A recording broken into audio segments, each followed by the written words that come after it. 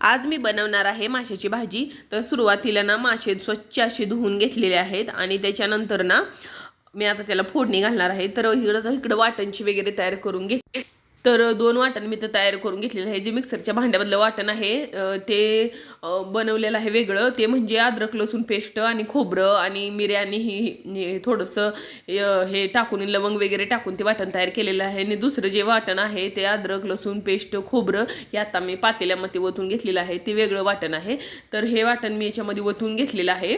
आणि त्याच्यानंतर जे काय आपले बेसिक मसाले असतात, धना पावडर, जिरा पावडर, परत आपलं घरचं काळं तिखट जरा जास्त टाकायचं माशाच्या भाजीला, आणि त्याच्यानंतर चवीनुसार मीठ, आणि हे सगळं ना मस्त असं चरचर करून देऊन त्याच्यामध्ये नंतर पाणी ओतायचं आहे। कारण जोपर्यंत चरका भाजीला चांगला बसत नाही तोपर्यंत माशाच्या भाजीला टेस्ट छान येत नाही।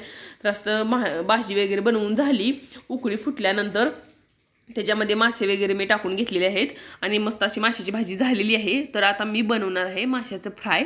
तर फ्राय माशासाठी ना जे दुसरं वाटण केलं ना मी, खोबरं अद्रक लसूण पेस्ट, तर ती टाकून घेतलेली आहे। त्याच्यामध्ये धना पावडर, जिरा पावडर, गरम मसाला, हळद थोडीशी, घरचं काळं तिखट, हे सगळं मी त्याच्यामध्ये आता टाकून घेतलेलं आहे।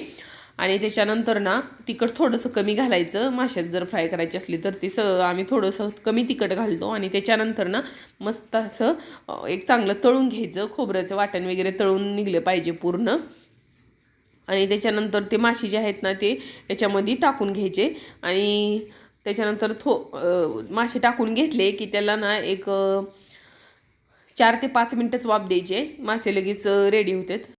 आणि या माशात ना जास्त करून काटे वगैरे नसतात बघा, आणि त्याच्यामुळं ना लहान मुलं वगैरे अगदी आरामात खाऊ शकतात हे मासे। कारण एकच मध्ये काटा असतोय, तो काढला ना तर पोरं निवांत असं खाऊ शकतात। असं म्हणजे सारखं जे आपले रेग्युलर जे मासे असतात त्यात भरपूर काटे असतात, तर त्यांनी चवीला नाही मासा एक नंबर आहे। तर सगळं माशाची भाजी वगैरे इथं माझी तयार झालेली आहे। मुलांना जेवायला वगैरे पोरांना वाढायचं होतं, म्हटलं थोडंसं दोन्ही भाज्या झाल्या, भात लावलेला आहे, चपात्या वगैरे बनवून घेतलेल्या आहेत। आणि आता मी त्याला जेवायला वाढणार आहे। कारण मासे ना एकदमच जास्त सुके सुके झाले वाटले आपल्याला, तर थोडंसं पाणी पण मारून घेतलं ना, थोडंसं त्याच्यावर थोडंसं पाण्याचा शिंतडा मी दिलेला आहे। कारण मसाला भरपूर झालता आणि पाणी थोडंसं कमी वाटलं मला, त्याच्यामुळे थोडंसं पाणी टाकून घेतलेलं आहे।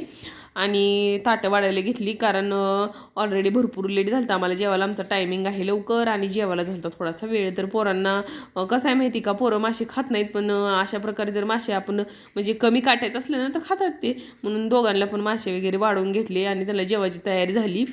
आणि त्यांचं आता चाललं होतं की आता त्यांचा अभ्यासाचा टायमिंग होता, परंतु ती मासे खायला जास्त नको म्हणतात बघा, कारण कसं आहे काट्यामुळे भीतेत, पण हे माशात ना एवढे काटे नाहीत। तर चला तर मग भेटूया उद्याच्या व्हिडिओमध्ये, तोपर्यंत बाय।